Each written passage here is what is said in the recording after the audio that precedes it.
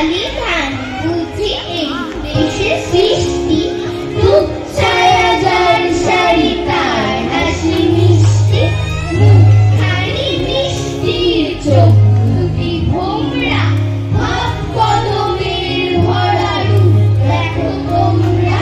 সেই ডাক, সেই ফেরিওয়ালার ডাক যেটা আমাদের মনকে বেশ টানত। হয়তোবা মনে হতো আমিও যদি হতে পারতাম এরকম একটা ফেরিওয়ালা। কাচের চুড়ি বোতাম পিন আমার কাছে ওসব নাই, কারণ কিছু চাইবো চাই। উত্তরণের কৌশিকতা শুভমদা উপস্থিত আমাদের মধ্যে। উত্তরণ নিরন্তর ভাবে প্রতিদিন কর্মযজ্ঞ চালিয়ে চলেছে।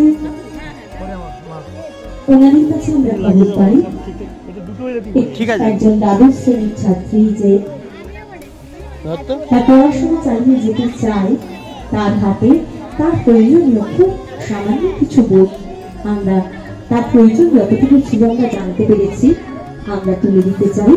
আমি অনুরোধ করব সরসম্মানের সভাপতি সত্যজিৎ ঘোষকে উত্তরণের হাতে তুলে দেওয়া।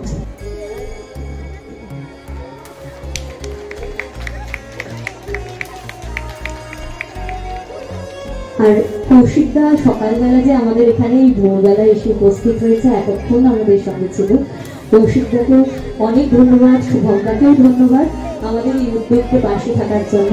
আমি কৌশিকদাকে আজকের অনুষ্ঠান এবং এই উত্তরণের নিয়ে কিছু কথা বলবো।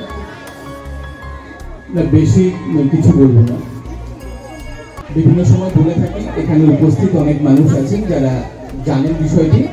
আমি শুধু একটি বিষয় বলি যে আমাদেরকে যখন এই বিষয়টি যখন আমি জানালাম, তো সুবর্ণা ম্যাডাম তিনি আমাদের সংস্থার বিভিন্ন কাজে তাকে আমরা সঙ্গে পাই।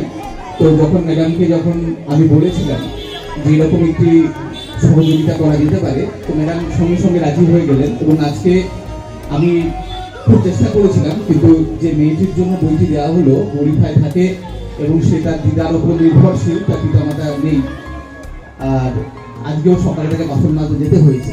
সুতরাং সে এখানে এলে তার অসুবিধা, কারণ তাদের কাছে পয়লা বৈশাখ, দোসরা বৈশাখ, 31শে চৈত্র সব একরকমই মনে হয়। আর সত্যি কথা বলতে কি এই মানুষগুলোকে নিয়ে কাজ করি বলে আমরা এটা খুব ভালোভাবে অনুধাবন করতে পারি। 18 বছর ধরে মানুষের প্রয়োজন অপ্রয়োজনে যতটুকু সুযোগ পেয়েছি পাশে দাঁড়ানোর চেষ্টা করেছি। তো সেই জিনিসটা আপনারা অনেকে হয়তো জানেন। তো আপনাদের সকলকে আমি সামান্য এইটুকুই বলবো যে আসুন, সবটা পারবো না, আমি সব জায়গায় একটা কথা দিয়েই বিষয়টা বলার চেষ্টা করি যে কে লইবে মোর কার্য পথে সন্ধ্যা রবি, শুনিয়া জগতে রহে নিরুত্তর ছবি, মাটির প্রদীপ ছিল সে কহিল স্বামী, আমার যেটুকু কার্য করিব তা আমি। এটাই আমাদের মূল মন্ত্র যে আমরা সূর্য হয়ে উঠতে পারবো না হয়তো, কিন্তু মাটির প্রদীপ হয়ে যতটুকু অংশকে আমি আলোকিত করতে পারি সেটুকু করবো। আপনারা সকলে ভালো থাকুন।